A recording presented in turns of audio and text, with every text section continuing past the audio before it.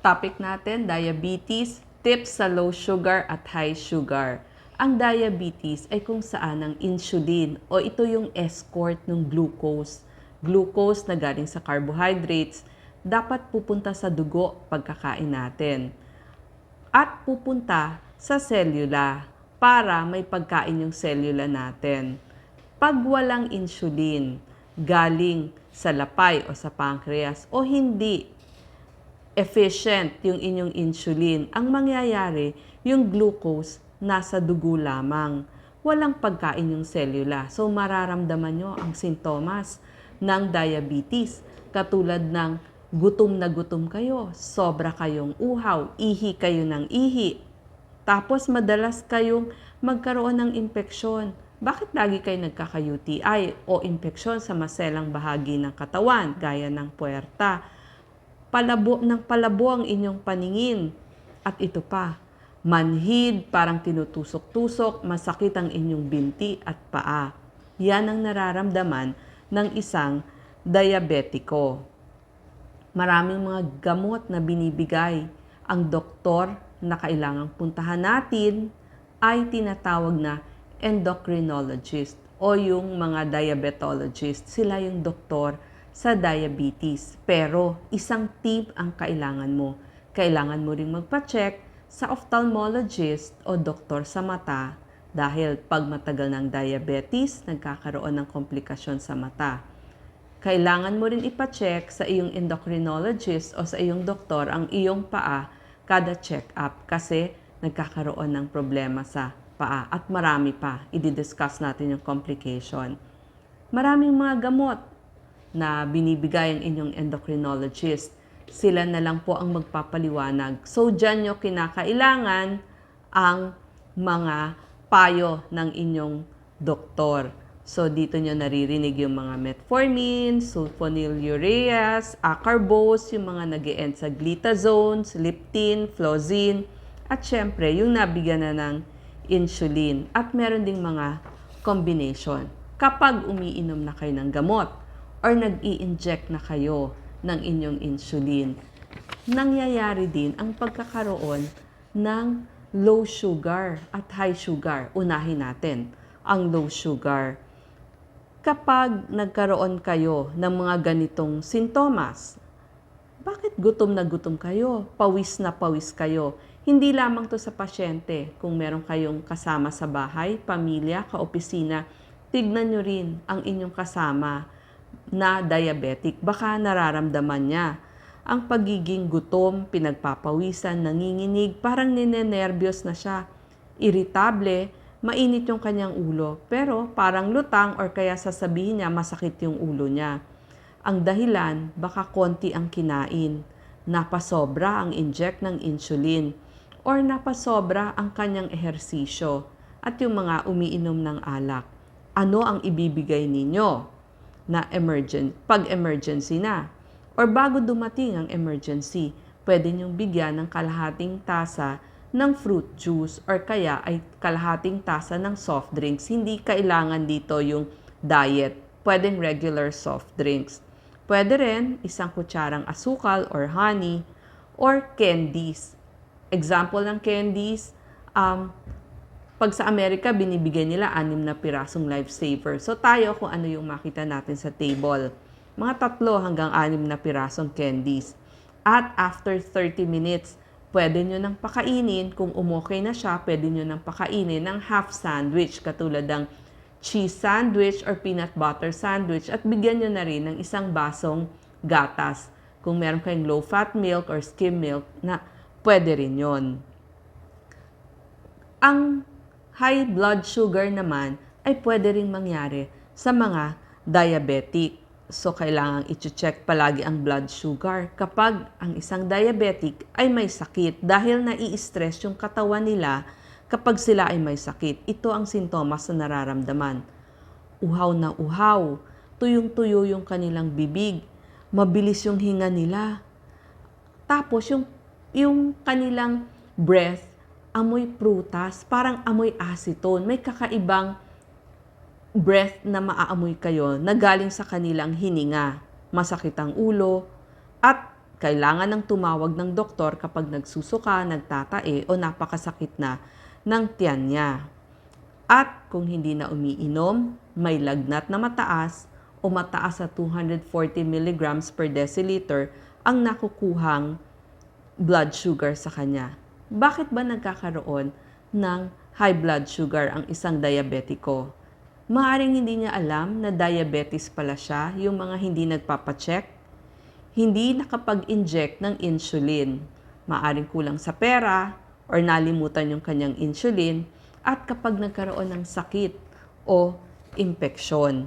Kaya nagkakaroon ng high blood sugar at low blood sugar. So tayong mga kasama ng mga diabetic patient, kailangan mapagmatyag tayo, mapag-obserba dun sa ating mga pasyente. Nakakatulong din ang pagpapacheck sa mga patients. Isama nyo na sa check-up nyo. Di ba may blood test na kayo? Pwede nyo na rin isama yung pag-check ng ketones. Bakit ba kailangang i-check ang ketones dun sa inyong laboratory exam? Kasi kapag kulang ng insulin, gagamitin ng katawan yung fat o taba bilang pagkukunan niya ng energy. So maglalabas ng ketones yung katawan mo. Dun ka mahihilo, magsusuka. Ano ang kailangang gawin? Dalahin agad ito sa doktor. Ito yung mga pagnakuhanan na napakataas ng sugar. Kasi maaaring kailangang itaas ang insulin o painumin ng maraming tubig. Pag sa ospital, lalagyan na yan ng swero. Kasi para hindi na maglabas ng more ketones. Kasi nangyayari nga ketoacidosis. So, kailangan magamot agad yan. Ngayon, tatanungin niyo ako, bakit ba kailangan gamutin ang diabetes? Kasi po, ito ang magandang incentive kung bakit kailangan gamutin ang diabetes. Yung risk nyo ng pagkakaroon ng pagkasira ng mata, yung tinatawag na retinopathy, na laser lamang ang kagamutan, mabababa ng 45%. Yung pagkakasakit nyo sa kidney, maibababa ng 56%. Yung sakit sa ugat o nerves, maibababa ng 60%. Pati yung pagbaba ng kolesterol o yung maibababa yung risk ng pagtaas nyo ng kolesterol. Mabababa na rin yung risk nyo ng pagkakaroon ng stroke at heart attack. Ano ang komplikasyon kapag hindi ginagamot ang inyong diabetes? Or ito naman, pwede rin gawin ng isang diabetic. Ingatan nyo ang inyong paa. Foot care.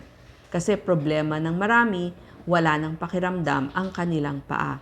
So, i-check ang paa kada ligo. Tignan nyo kung may sugat, kung may blisters, kung may paltos, kung may ingrown, at may alipunga. Number 2, lagyan palagi ng lotion. At kapag may sugat, lagyan ng povidone iodine.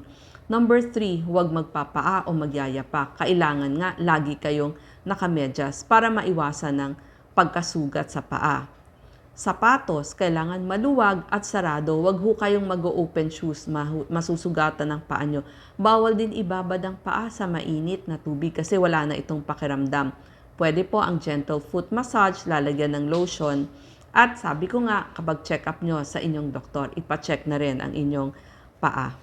Ngayon, sa mata, problema ng mga diabetic ang kanilang mata. Kasi yung maliliit na ugat doon sa mata ng diabetiko ay pumuputok. So magpepeklat yon.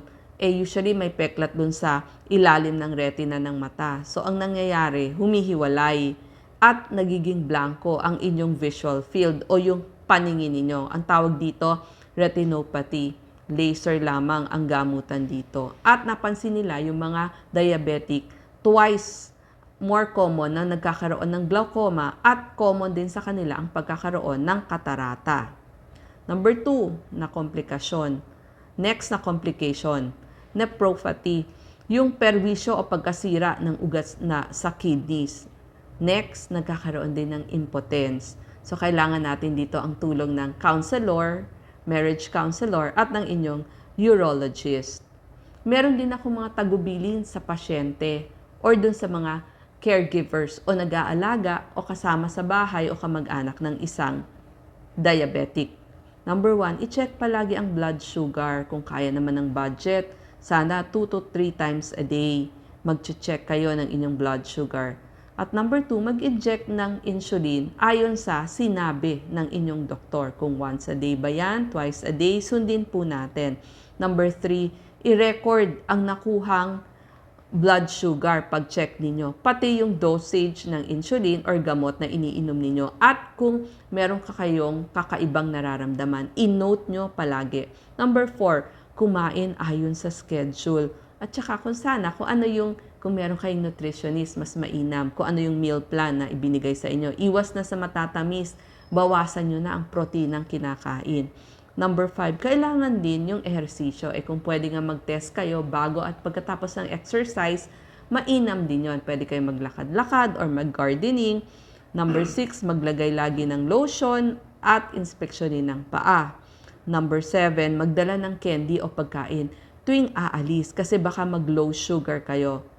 Number 8, magdala ng glucometer, strips, needles sa trabaho, sa pagpasyal, lalo na sa pag-travel. Kasi may nakasabay na po ako sa eroplano na naging problem yan. Number 9, isama nyo na rin ang pagpapatest ng ketones, lalo na kapag may sakit kayo o may mataas na lagnat at kung napapansin nyo, pataas na ng pataas ang blood sugar levels ninyo.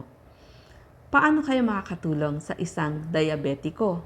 Kasi gusto rin natin silang matulungan. Una sa lahat, huwag nyo silang i-judge na kapag maganda yung resulta ng blood sugar nila, ay mabuting tao siya. Pero kapag laging mataas, nako, matigas ang ulo niyan. Huwag po nating i-judge. Tanungin natin bakit. Sabihin natin, baka napaparami ka ng nakakain mong matatamis. Kailangan natin ng empathy o pakikiramay kasi mahirap ang pinagdadaanan nilang sakit. Number 3, tumulong tayong makaiwas. Pumili ng healthy choices. Samahan natin siya.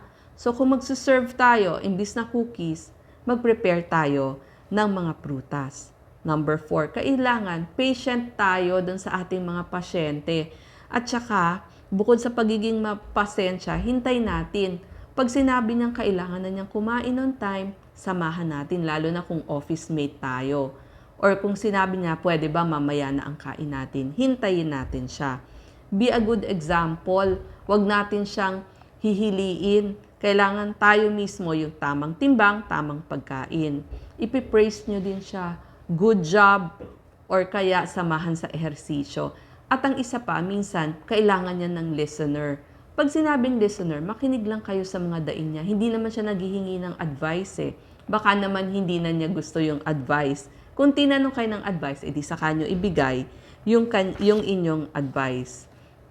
Para maintindihan natin ang mga diabetic, ito po yung nararamdaman nila. Last na po ito. Number 1, pakiramdam nila, pinagkaitan na sila ng normal na buhay. Kawawa din sila. Nawawalan din sila ng peace of mind kasi lagi silang takot sa kanilang sakit. Tsaka number 2, alam nyo, napakahirap pagdating sa pagkain. Kailangan mo pang itanong ano yung mga ingredients nung pinrepare na pagkain. Tapos nakikita mo yung iba, lahat sila pwedeng kumain. Tapos ikaw, hindi ka makakain. So, ang hirap, di ba?